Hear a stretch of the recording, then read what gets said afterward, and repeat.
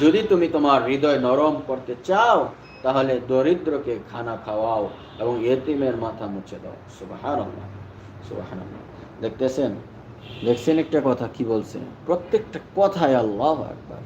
যদি তোমার হৃদয়টাকে যদি তোমার হৃদয়টাকে, আরে পশ্চিমারা তো আজকে যে শিশুদেরকে হত্যা করতেছে, ইহুদি খ্রিস্টানরা, ইসরায়েল আমেরিকা যে বাচ্চাদেরকে হত্যা করতেছে, এটাই তো একটা মূল আপনার প্রমাণ পাওয়া যায় তাদের দিলটা কি নরম না, তাদের দিলটা নরম না।